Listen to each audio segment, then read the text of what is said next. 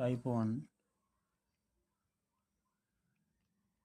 Total টাকা যদি আমার 600, এটাকে যদি আমি 100% ধরি, তো উভয় পক্ষ থেকে যদি একটা করে শূন্য বাদ দেই, তো 60 = 10%, মানে 10% জন্য কত লাভ হচ্ছে? 60 টাকা।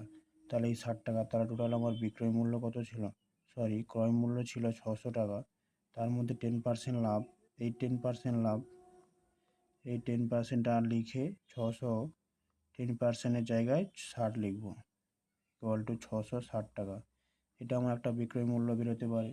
টাইপ 2টা কী হবে দেখবো না। টাইপ 2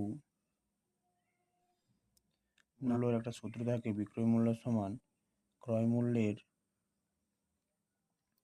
ক্রয় মূল্যের ক্রয় মূল্যের 10 প্লাস এত পার্সেন্ট। এটা আমি 10%, টোটালটা আমার হচ্ছে এখানে বলে দেওয়া ছিল 10%। 10%-এর উপর 10% বৃদ্ধি পেয়েছে, 100%-এর উপর 10% বৃদ্ধি পাচ্ছে।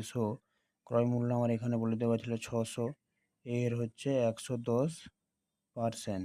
এবার আমি এই 6% তুলতে চাই, তাহলে নিচে 100 দিয়ে ভাগ করব।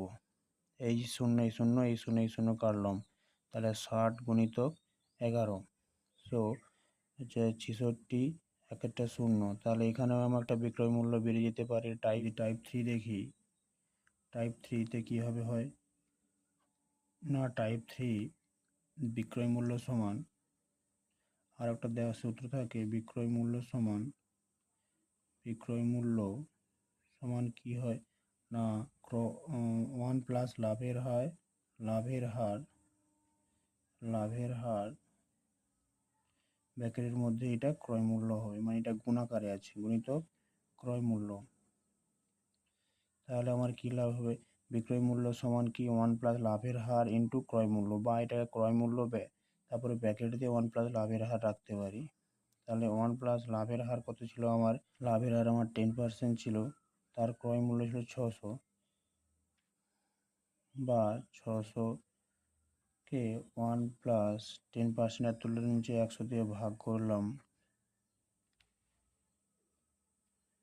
বা 600 এটাকে যদি যোগ করি, বা নিচে 100 থাকবে, 600 × 110/100, এই শূন্য এই শূন্য এই শূন্য যদি কাটি, তাহলে আমার সেই 60 × 11 আসলো, 11×66 শূন্য। এটা একটা বিক্রয় মূল্য হয়ে গেল।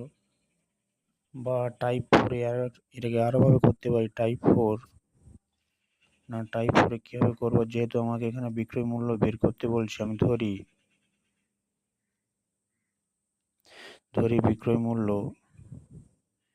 বিক্রয় মূল্য x টাকা। আমি জানি না কত টাকা, আমার x টাকা ধরে নিলাম।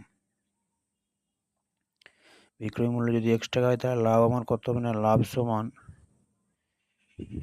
x minus 600। 600 টাকা কি না বিক্রয় মূল্য, মাইনাস ক্রয় মূল্য এত টাকা।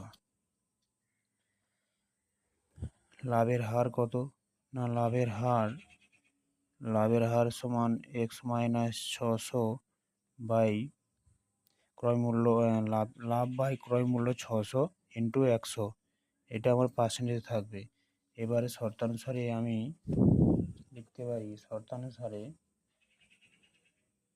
শর্তানুসারে মানে কি, আমি দুটোকে কম্পেয়ার করব।